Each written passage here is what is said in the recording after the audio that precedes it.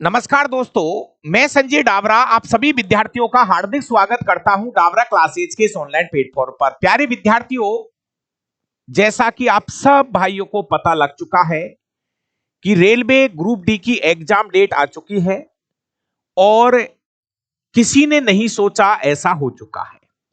शायद 1% लोग भी नहीं सोच रहे होंगे कि सर ऐसा भी हो सकता है, लेकिन ऐसा हो गया क्योंकि रेलवे है। प्यारे विद्यार्थियों, ये मेरी पहली क्लास है और इस पहली क्लास के अंदर आपको वो सभी बातें सुननी है जो मैं कहूंगा, क्योंकि हमारे पास में दिन भी कम बचे हैं और उन कम दिनों के अंदर कोशिश करो कि आप मेरी बातों को सुन लीजिए।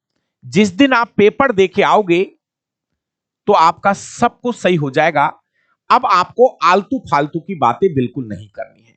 सबसे पहले मैं आपको बता दूं प्यारे विद्यार्थियों, हमारी रेलवे की जो ऑफिशियल साइट है उनके ऊपर ये नोटिफिकेशन आ चुका है और हमारी ये 2024 की भर्ती थी, लेवल 1 में आती है ग्रुप डी। प्यारे विद्यार्थियों, 17 नवंबर से एग्जाम शुरू हो रही है और ये एग्जाम एंड ऑफ दिसंबर, मतलब ये कह सकते हैं कि पूरे दिसंबर चलने वाली है। अब 17 नवंबर की डेट को पकड़ लीजिए।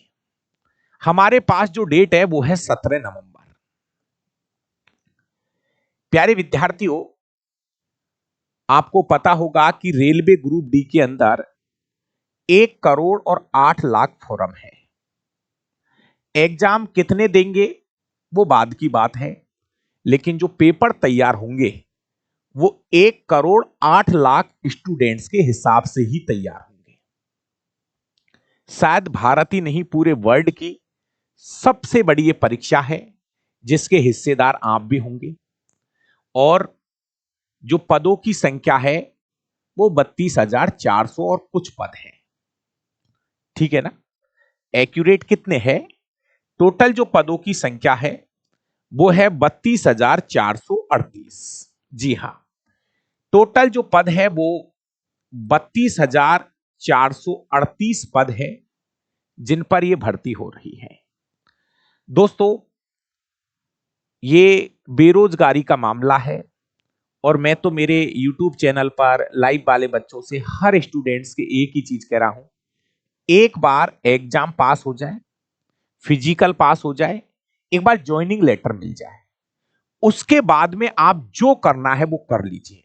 आपको आरएस की तैयारी करनी है, आईएएस की तैयारी करनी है, टेक्नीशियन बनना है, लोको पायलट बनना है, एनटीपीसी में जाना है, कहीं भी चले जाना, लेकिन एक बार सबसे पहले किसी भी एक एग्जाम का ज्वाइनिंग लेटर आपके हाथ में आ जाए। क्योंकि आप ये भी सुन रहे होंगे, कहते हैं कि 8वां वेतन आज नहीं तो 1 साल बाद, 2 साल बाद लग जाएगा। और ये बता रहा हूं, ग्रुप डी की तनख्वाह 50,000 से कम नहीं होगी। मेरे भाई, ये वास्तविकता है कि आज की तारीख में हम 8,000 और 10,000 की नौकरी के लिए इधर उधर भटकते हैं, लेकिन अगर आपको ये सरकारी नौकरी मिल गई तो आप सरकार के 50,000 के आदमी हो जाओगे। कम से कम बता रहा हूं, 50,000 से प्लस ही 35 से 40,000 तो आज मिलते हैं लोगों को। 8वां वेतन में यदि सबसे ज्यादा तनख्वाह बढ़ेगी तो ग्रुप डी वालों की बढ़ेगी, ये मैं आज कह रहा हूं। तो प्यारे विद्यार्थियों, अब हमारे पास में जो दिन बचे हैं, इन बचे हुए दिनों के अंदर हम इस साइंस को कैसे तैयार करें। सबसे पहले मैं आपको यह बता दूं, हमारे पास जो दिन बचे हैं, आज ये जो वीडियो है ये मैं बना रहा हूं आपके लिए 9/9/2025 को। ये वीडियो जो बना रहा हूं 9/9/2025 को बना रहा हूं। तो आपके लिए जो मैं एक बैच शुरू करने जा रहा हूं, वो कल से एक बैच शुरू करने जा रहा हूं। आपका कल से हम एक बैच शुरू कर रहे हैं, मतलब आपका बैच शुरू होगा 10 सितंबर 2025 से। अब 10 तारीख से लेके और आपकी एग्जाम तक कितने दिन है, आप एक बार दिन काउंट करके देख लीजिए। उन बचे हुए दिनों के अंदर आपको पूरी साइंस का रिवीजन कराना मेरी जिम्मेदारी है। कितने दिन बचे हैं? 10 तारीख से लेके। प्यारे विद्यार्थियों, कौन सा महीना चल रहा है? सर ये चल रहा है सितंबर। कितने दिन होते हैं सितंबर में? देखो, जनवरी, फरवरी, मार्च, अप्रैल, मई, जून, जुलाई, अगस्त, सितंबर, 30 में ही बीत जाएगा। तो प्यारे विद्यार्थियों, लगभग 21 दिन आपके इस महीने में है। 10 तारीख को तो शुरू हो रही है ना क्लास। 21 दिन इस महीने में है और 31 दिन, एक एक दिन काम में आएगा मेरा भाई, 30 मत करो इनको, 31 ही रखो। 31 दिन हमारे अक्टूबर में है और 16 दिन हमारे नवंबर में है। कुल मिला के हमारे पास में 6 2 8 68 दिन का समय है। लगभग 68 दिन का समय है। हो सकता है किसी की एग्जाम 17 नवंबर को होगी, हो सकता है किसी की एग्जाम 20 नवंबर को होगी, किसी की दिसंबर में होगी। तो भैया वो तो लक की बात है, लेकिन अभी जो टारगेट है ना वो हमारा इन 68 दिन का टारगेट है। 2 दिन एक्स्ट्रा भी पढ़ा देंगे किसी दिन, तो हम जो टारगेट करेंगे वो करेंगे 70 दिन को। जी हां, बिल्कुल एग्जाम के दिन तक मैं पढ़ाऊंगा। किसी दिन मौका मिला तो 1 नहीं 2 घंटे पढ़ा देंगे, किसी दिन मौका मिला तो 2 नहीं 3 घंटे पढ़ा देंगे। तो आप तो ऐसे समझ लो हमारे पास में ये 70 दिन का समय है। अब इन 70 दिन के अंदर भाई मैं आपके लिए क्या कर सकता हूं ताकि आपके नंबर अच्छे आ जाए? तो मैं आपके लिए देखिए 2-3 चीजें कर रहा हूं। पहली चीज, आप चाहे बिल्कुल नए बच्चे हो, चाहे आपने साइंस कितनी भी बार पढ़ रखी है, आपको एक बार साइंस का रिवीजन कर लेना चाहिए। हमारा जो पहला टारगेट होगा वो ये है मेरे भाइयों, इस बैच में हम कक्षा 9वीं और कक्षा 10वीं, कक्षा 9वीं और 10वीं की जो एनसीईआरटी की किताबें हैं, दोनों दोनों एनसीईआरटी की जो किताबें हैं मेरे भाई, इन एनसीईआरटी की किताबों में, दोनों किताबों में लगभग लगभग 25 यूनिट है, 25 चैप्टर है। और ये 25 चैप्टर पहले पढ़ने हैं। मेरी बात को आप सुन लीजिए, आपसे हम, ये हमारा बिल्कुल पीक टाइम चल रहा है, कोशिश करिए कि पहले वो चैप्टर पढ़ लो जो एनसीईआरटी में है। ये 25 यूनिट है, चैप्टर तो इसके अंदर बहुत सारे हैं। जैसे अगर छोटी सी बात करूं मैं, आपने भी, ऐसी बात नहीं है, अगर एकदम ही नए हो तो एक अच्छी बात है, लेकिन जो स्टूडेंट्स पहले से भी पढ़ते हुए आ रहे हैं, तो हमारी कक्षा 10वीं के अंदर एक चैप्टर है। ये 25 यूनिट हमें कैसे पढ़नी है मेरे भाई, ये आपका सिलेबस है। जी हाँ, पहले थ्योरी पढ़ेंगे भाई, पूरी पहले कंप्लीट थ्योरी पढ़ना है। ये 25 चैप्टर है हमारी एनसीईआरटी में। इधर देखो, 13 और 12, 25 चैप्टर है। कक्षा 9वीं और 10वीं की एनसीईआरटी में ये 25 चैप्टर है। भैया कल जब क्लास शुरू होगी ना तो सीधा टॉपिक स्टार्ट करूंगा, इतना टाइम नहीं है। जितना जितना सुनना है इस क्लास को सुन लीजिए, कल तो सीधा ही टॉपिक स्टार्ट करूंगा।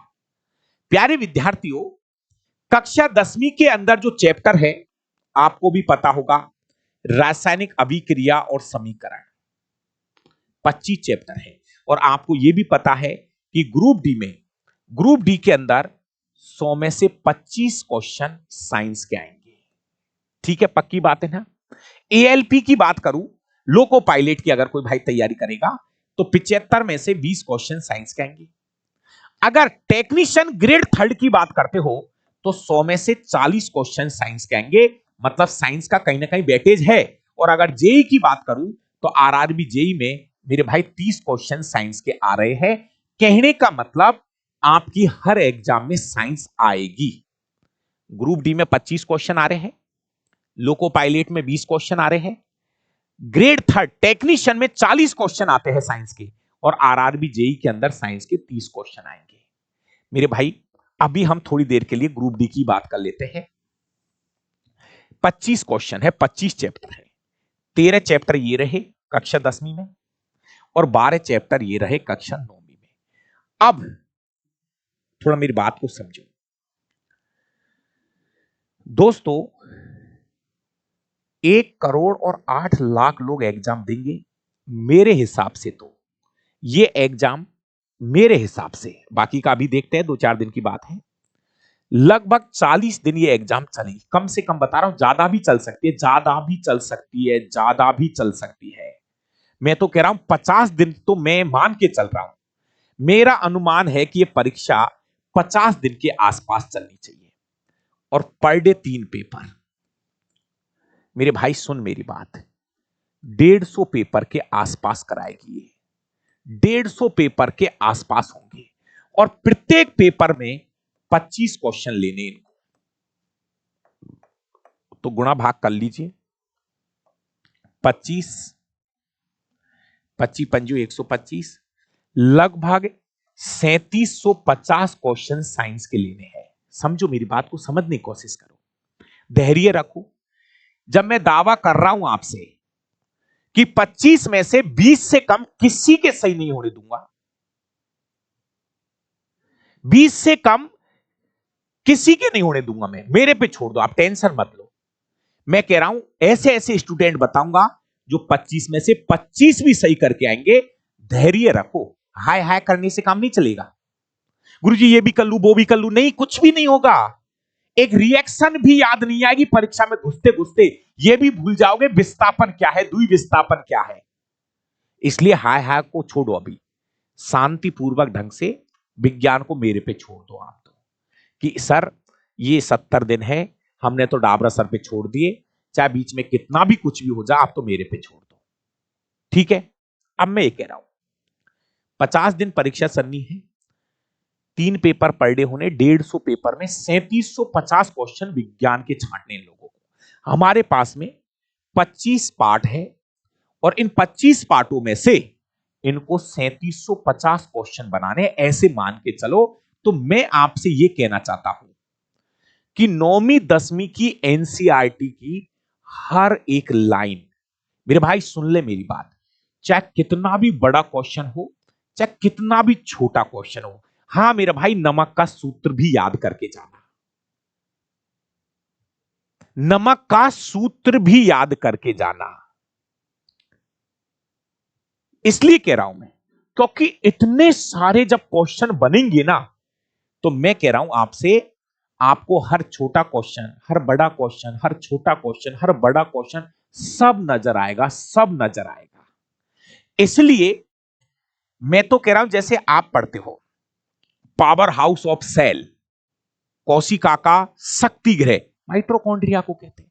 अरे भाई याद करके जाओ, मुझे पता आपको याद है, लेकिन मेरा कहने का मतलब यह है कोई भी छोटा क्वेश्चन भी नहीं छोड़ के जाना है।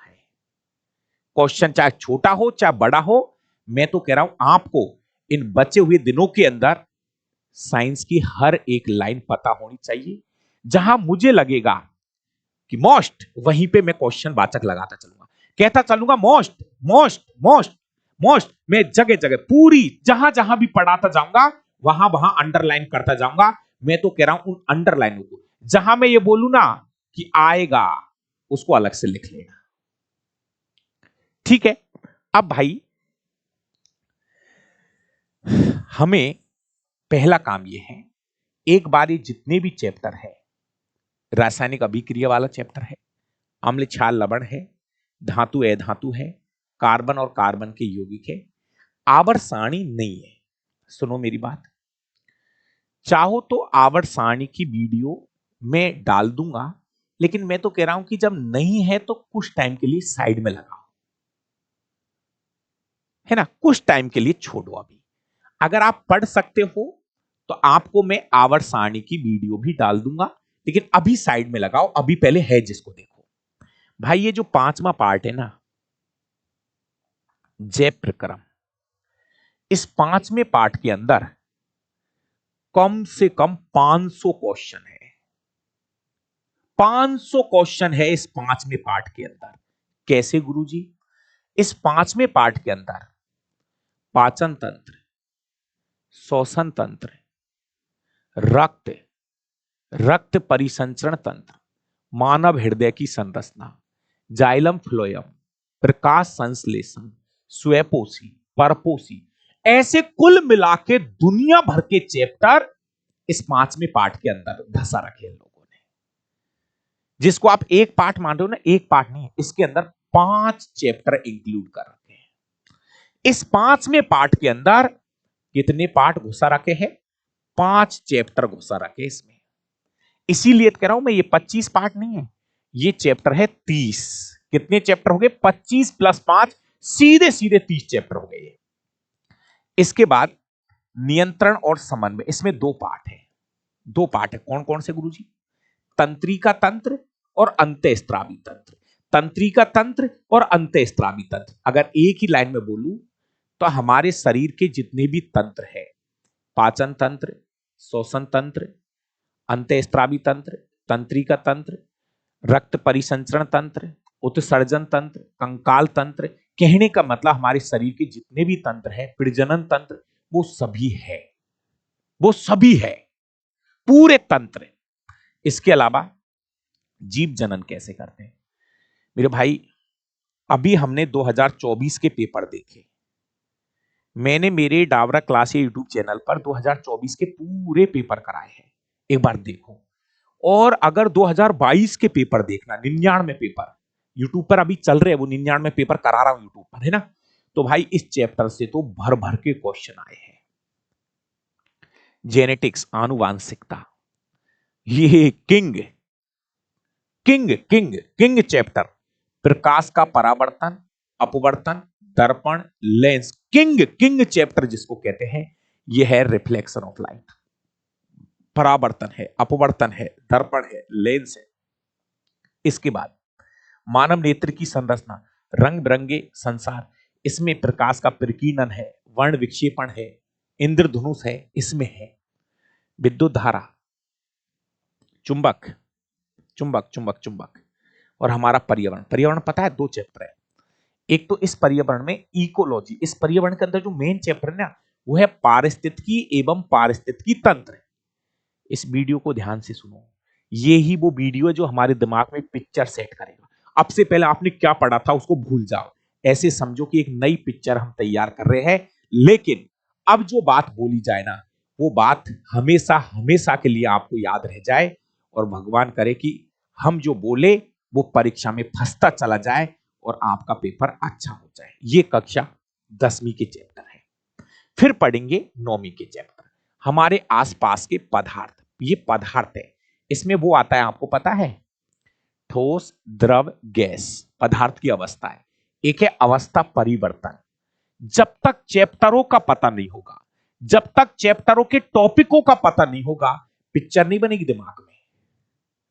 मैं कह रहा हूं दिमाग को इतना स्ट्रांग करिए कि बोली गई बात आपको परमानेंट याद रह जाए, भूलना नहीं है यार। पढ़ाई का टाइम बढ़ा लो। अगर अब से पहले आप बिल्कुल ही नहीं पढ़ रहे, कोई बात नहीं, लेकिन मैं कह रहा हूं आपको 4 घंटे साइंस देना पड़ेगा, 2 घंटे कम से कम रीजनिंग, और कम से कम आपको 2 घंटे मैथ, और 1 घंटा आपको करंट अफेयर्स। इतना तो पढ़ के चलिए। 4 4 8 9 ही घंटे हुए हैं। ओ 1 घंटे जीके को और देना, 1 घंटा जीके, 10 घंटे हो गए। कम में अभी भी कम है, अभी भी 10 ही घंटे है, कोई ज्यादा नहीं है भाई। एक टाइम ऐसा आएगा कि आप अभी तो 10 घंटे का टाइम टेबल बना लो भाई साहब, अभी तो 10 घंटे का टाइम टेबल बना लो, लेकिन एक समय आएगा जब 10 नहीं, आपको 12 घंटे पढ़ना है। जी हां, पढ़ना पड़ेगा, 12 घंटे पढ़ना पड़ेगा। 12 घंटा पढ़ लीजिए, 6 घंटा एक साथ सो लो, 12 6 18, 2 घंटे का गैप बीच में दे लो सोने के लिए, 18 और 2 20, 1 घंटा शाम को खाना, 1 घंटा सुबह खाना, 22 घंटे, 1 घंटा नहाने धोने का, आराम करने का। बहुत होते हैं 24 घंटे, बहुत होते हैं मेरे भाई, बहुत होते हैं। इसका डिवाइडेशन कर लीजिए। मैं 4 घंटा विज्ञान लेके जाएगी, कम से कम 4 घंटा विज्ञान लेके जाएगी यहां से, ठीक है? टाइम टेबल सेट करो यार। चलिए कक्षा 9वीं के चैप्टर देखो। इसके बाद ये चैप्टर भी बड़ा तगड़ा चल रहा है, ये चैप्टर को लोग कम पढ़ते हैं, लेकिन ये चैप्टर बहुत हंगामा मचा रहा है। इसमें वो है तत्व, यौगिक, मिश्रण, विलयन, विलेय, विलायक, कोलाइडी विलयन, निलंबन। मेरा भाई है इसमें, ये सब कुछ है इसमें। परमाणु अणु जितना पढ़ो उतना कम। परमाणु की संरचना, इसमें कोशिका वाला चैप्टर है भाई, ये कोशिका वाला चैप्टर है, ये कोशिका वाला चैप्टर है। और इसी में पूरा कोशिका पढ़ना है। इसी में आपको हल्का सा कोशिका विभाजन भी दे रखा है, हल्का सा, बहुत हल्का सा। इसके अलावा भाई साहब हंगामा मचा रखा है, इसमें पादप ऊतक बहुत बड़ा कर रखा है, जंतु ऊतक बहुत बड़ा कर रखा है। दोनों चैप्टर भर भर के पढ़ाए गए हैं। और मेरा भाई, जो भाई मेरे से रेगुलर जुड़ रहे ना, उनको तो हर चीज का लगभग पता लग चुका है कि कौन सा चैप्टर कितना बड़ा है। तो भैया 9वीं 10वीं की किताबें मंगाना हो तो ठीक है, नहीं भी मंगाना तो कोई बात नहीं। अब क्यों पैसा खर्च करो। स्पीड, बल व गति के नियम, ग्रेविटेशन, कार्य ऊर्जा, साउंड और खाद्य संसाधनों में सुधार, ये लगभग देखने को 25 चैप्टर है, देखने को 25 चैप्टर है, लेकिन मेरे हिसाब से ये 30 पार्ट के आसपास है।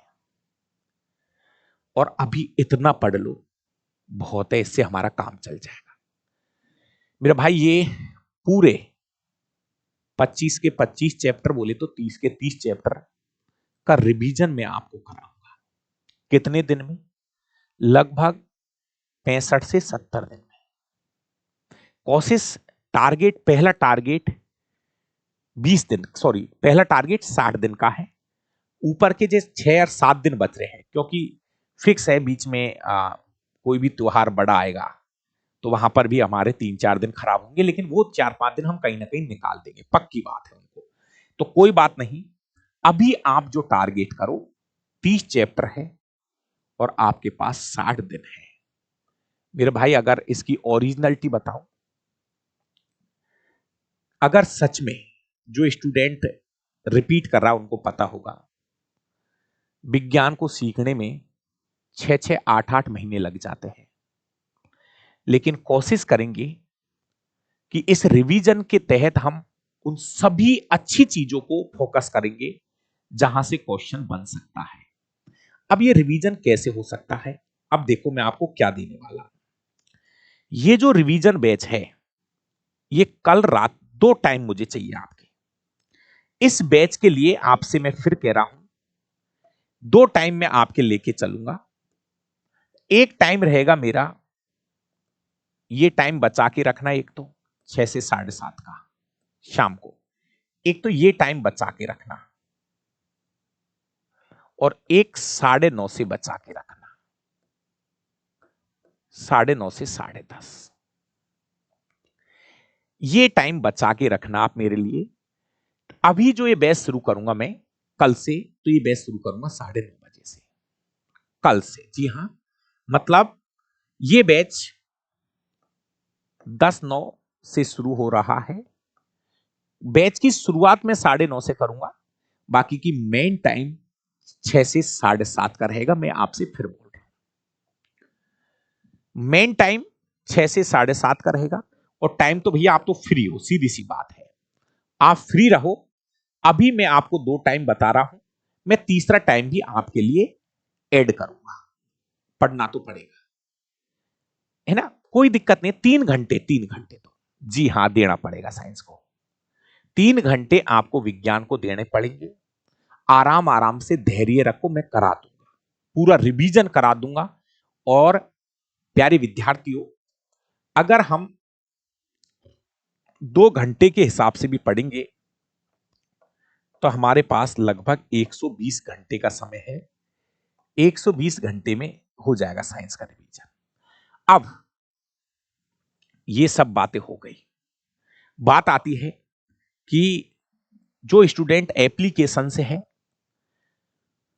वो तो इस बैच को ज्वाइन कर लीजिए।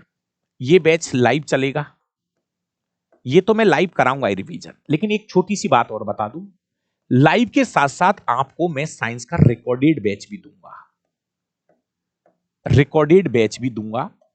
और उस रिकॉर्डेड बैच के अंदर लगभग 180 घंटे की क्लासें हैं। पूरा एनसीईआरटी भी मैं पहले ही डाल दूंगा, है ना। कल ही पूरा साइंस डाल दूंगा इसमें। इसलिए डालूंगा, अब मेरी बात सुनो। जैसे माना कि हमने फिजिक्स शुरू की, थोड़ा समझ लो मेरी बात। माना कि हमने फिजिक्स शुरू कर दी या हमने बायो शुरू कर दी। जैसे मैं कल से जैसे बायो शुरू कर दूंगा, तो आप साइड में, ये तो मैं लाइव पढ़ाऊंगा ही, आप साइड में केमिस्ट्री या फिजिक्स पढ़ना स्टार्ट कर देना। आपको मैं पहले से ही दूंगा पूरा साइंस। मैं आपको जैसे मैं बायो पढ़ाना स्टार्ट कर दूंगा, लाइव पढ़ा दूंगा पूरा, आप साइड में से फिजिक्स को पढ़ना स्टार्ट कर दो हल्का हल्का सा, ताकि जब मैं इसका फिजिक्स और केमिस्ट्री पढ़ाऊंगा, क्योंकि थोड़ी दिक्कत आएगी फिजिक्स केमिस्ट्री में। तो मेरा कहने का मतलब यह है कि मैं वैसे 20 दिन जैसे बायो पढ़ाऊंगा, तो 20 दिन में आप फिजिक्स में एक बार रिवीजन कर दो कहीं से। फिर मैं आ रहा हूं पीछे से, मैं पीछे से आ रहा हूं, तो भाई इस बैच के अंदर आपको पूरा रिवीजन कराऊंगा। ये बैच आपको रिकॉर्डेड भी दे रहा हूं, साथ में 100 टेस्ट पेपर, 100 टेस्ट पेपर भी मैं आपको प्रोवाइड करा रहा हूं। टॉपिक वाइज टेस्ट लगवा दूंगा, हर टॉपिक के 3-3 4-4 टेस्ट पेपर दिला लूंगा। हर पेपर के जैसे टॉपिक खत्म होगा, तो हर टॉपिक के आपको 3-3 4, कोई बड़ा चैप्टर है तो 500 क्वेश्चन बना दूंगा उसके ऊपर। तो आपको हर टॉपिक के बाद में मैं लगभग, मेरा टारगेट है 100 से भी ज्यादा टेस्ट पेपर आपको मैं प्रोवाइड करवा दूंगा। अभी ये ऑफर मानो कुछ भी मानो, अभी इस बैच की जो फीस है वो 299 रखी है और 1 साल की वैलिडिटी है। मेरा भाई 299 रुपए, शायद 1 महीने का अच्छे से रिचार्ज नहीं आता होगा सिमो में। NCERT science live plus recorded भी दे रहा हूं, 100 टेस्ट पेपर, 299 रुपए फीस, 1 साल तक बैच आपके पास रहेगा। ऐसा नहीं है ग्रुप डी के ही काम में आएगा, आपको दोनों तरह के बैच दे रहा हूं।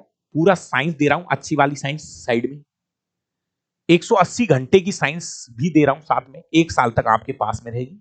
आप इस बैच को ग्रुप डी के लिए काम में लो, लोको पायलट के लिए काम में लो, टेक्नीशियन के लिए काम में लो।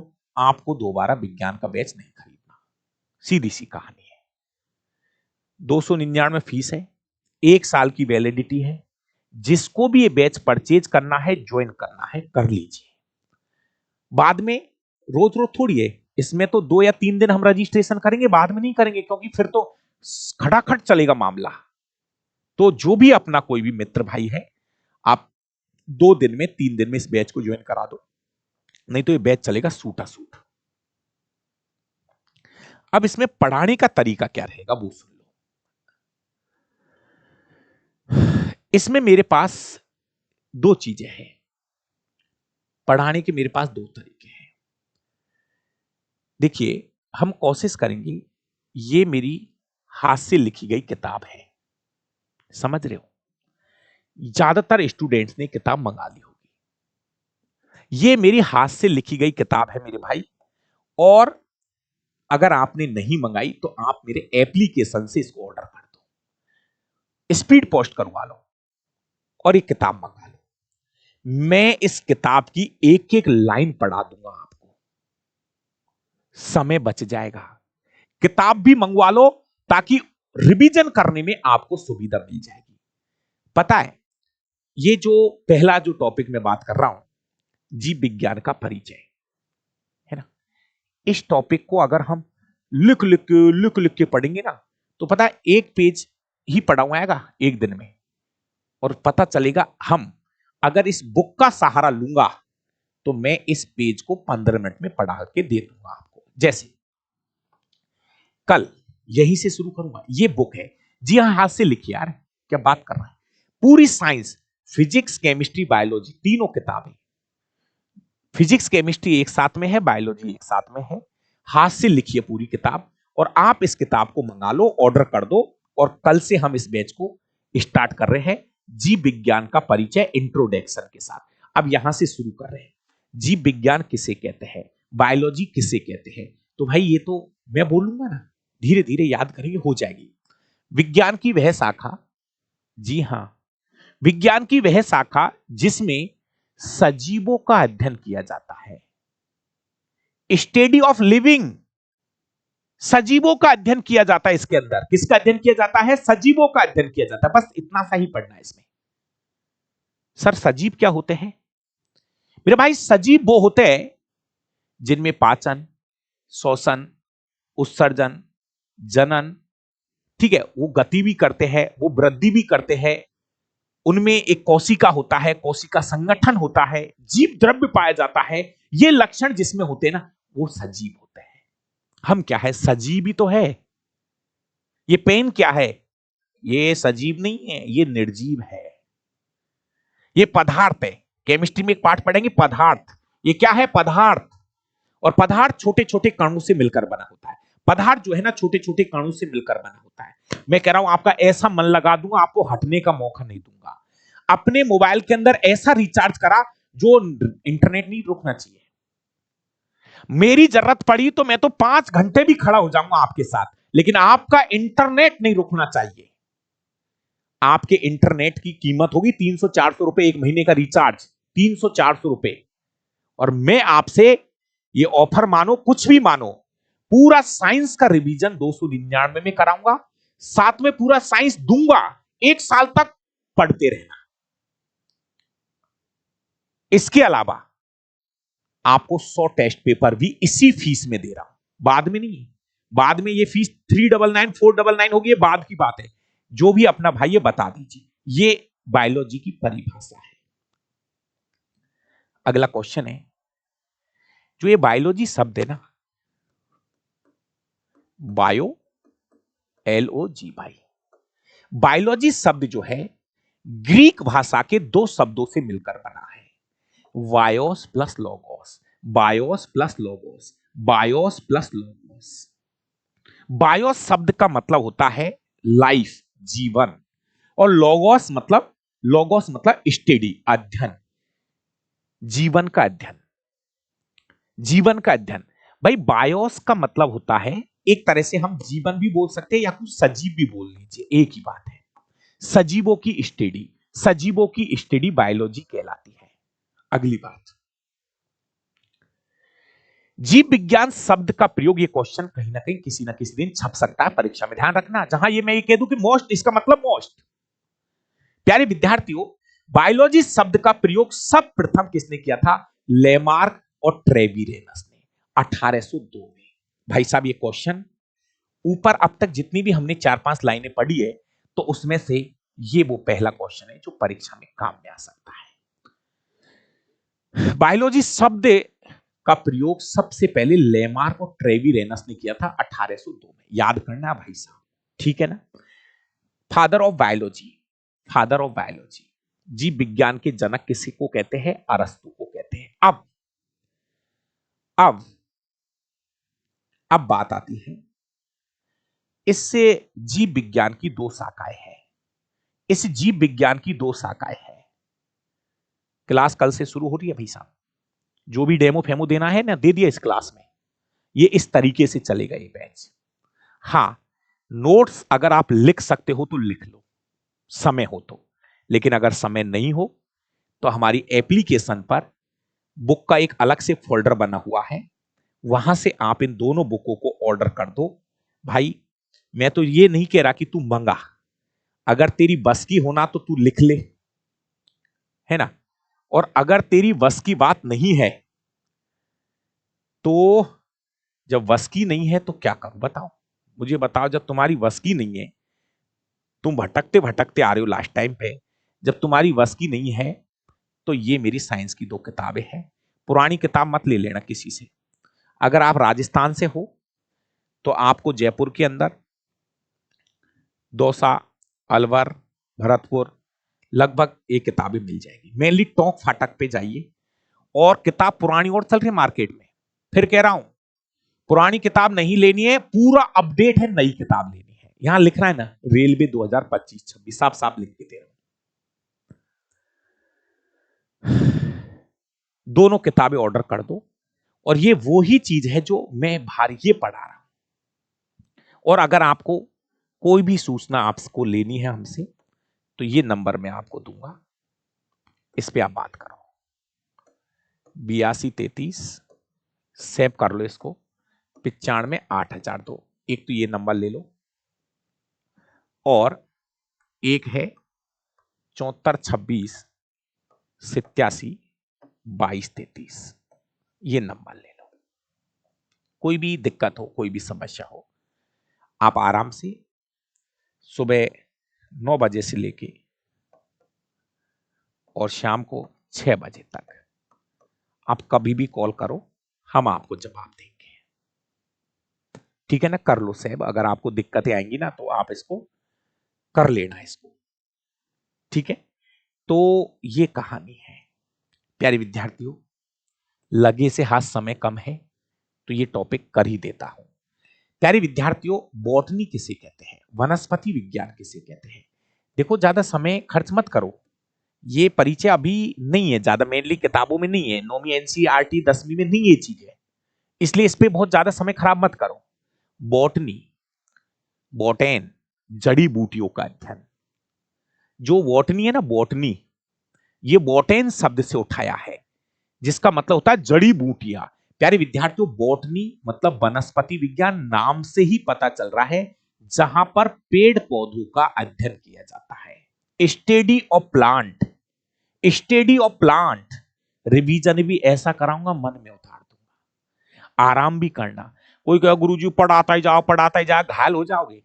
आराम से मजे भी करेंगे, पढ़ते भी जाएंगे, मजे भी करेंगे, पढ़ते भी जाएंगे। और हर टॉपिक का प्रैक्टिस पेपर भी करवाऊंगा। यूट्यूब पर तो अलग चलेगी क्लास, आपको एक पेपर में टेस्ट पेपर के रूप में रोज दे दूंगा। इस शाखा में हम पेड़ पौधों का अध्ययन करेंगे। इसके जनक कौन है? थियोफ्रेस्टस। भैया याद कर लो, फादर ऑफ बॉटनी। वनस्पति विज्ञान के जनक कौन है? वनस्पति विज्ञान के जनक है थियोफ्रेस्टस। वनस्पति विज्ञान के जनक थियोफ्रेस्टस है। इन्होंने एक पुस्तक लिखी है, हिस्टोरिया प्लांटेरम। इन्होंने एक पुस्तक लिखी है, हिस्टोरिया प्लांटेरम मेरा भाई। इन्होंने एक पुस्तक लिखी है, हिस्टोरिया प्लांटेरम। अरे, हिस्ट्री लिखी है यार पौधों की, एक ही किताब का नाम है हिस्टोरिया प्लांटेरम। हिस्ट्री लिखी है पेड़ पौधों की। तो ये थियोफ्रिस्टस की पुस्तक का नाम है हिस्टोरिया प्लांटेरम। मेरे भाई एक क्वेश्चन और ऐड कर लो, भारतीय वनस्पति विज्ञान के जनक कौन है? William Roxburgh. William Roxburgh. भारतीय वनस्पति विज्ञान के जनक कौन है? William Roxburgh. ये वनस्पति विज्ञान के जनक है थियोफ्रिस्टस। ये भारतीय वनस्पति विज्ञान के जनक है विलियम रॉक्सबर्ग।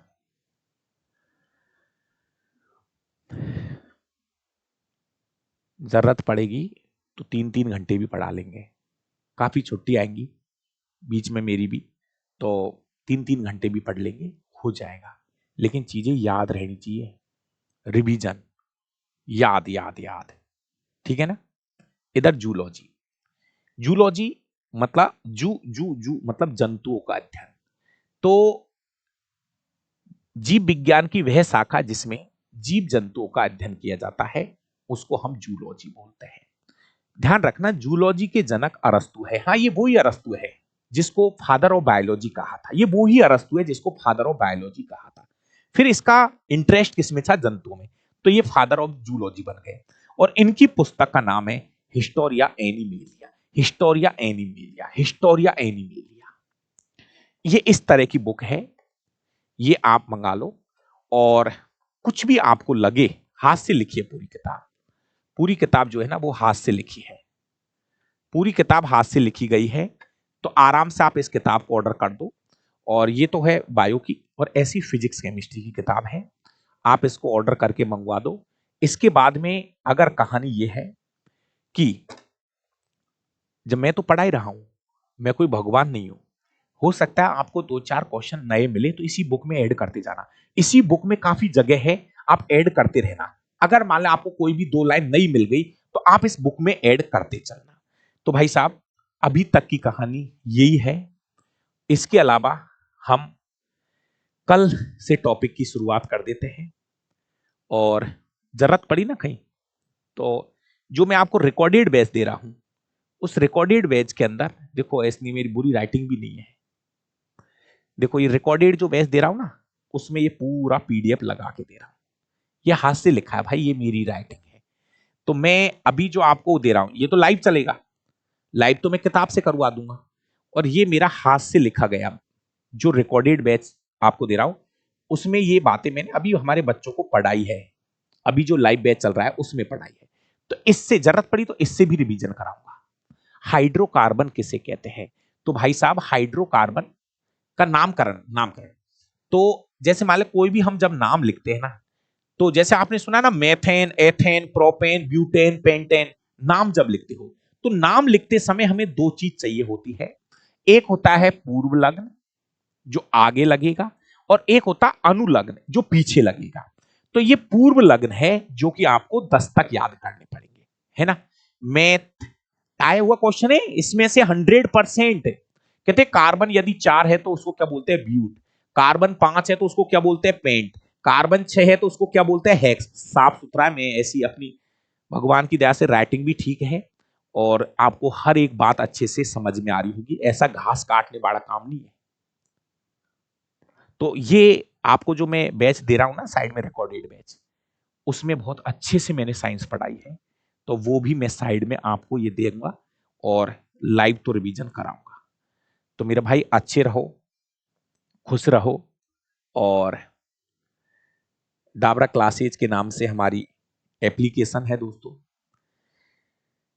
ऐसा नहीं है ये साइंस आपको ग्रुप डी में काम में आएगी, ये साइंस आपको हर जगह काम में आएगी, और हर जगह इससे आपकी मुलाकात होगी। ये मेरा डाबरा क्लासेज के नाम से एप्लीकेशन है। कभी समय मिल जाए तो जरूर रेटिंग करना। ये डाबरा क्लासेज के नाम से मेरा एप्लीकेशन है, ठीक है ना। इस तरह का डाबरा क्लासेज के नाम से मेरा एप्लीकेशन है, और डाबरा क्लासेज के नाम से मेरा यूट्यूब चैनल है। तो जहां पर मैं आपको लगातार प्रैक्टिस कराऊंगा, है ना। जो भाई नए हैं, तो ये मेरा यूट्यूब चैनल है जिस पर लगभग 1.25 लाख के आसपास बच्चे हैं। ये मेरा यूट्यूब चैनल है। तो यहां से मैं आपको और बहुत सारी प्रैक्टिसें कराता रहूंगा। डेली एक पेपर कराऊंगा यहाँ पे। एक पेपर आपको इधर दे दूंगा एप्लीकेशन पे, एक पेपर इधर कराऊंगा। 4 घंटे डाबरा सर के नाम लिख दो, और बस 3 महीना मेरे पे विश्वास करो। जितना होगा उतना मेहनत मैं आपके साथ करूंगा। थैंक यू, बहुत बहुत धन्यवाद। कल ये क्लास 9:30 बजे होगी। शुरू में 2 टाइम मैं लेके चलूंगा, एक 9:30 का। अभी क्लास 2-3 दिन 9:30 बजे ही चलेगी। बाकी का क्लास जो है आपका आगे में 2 कर दूंगा आपकी क्लास है मैं जो। थैंक यू, धन्यवाद।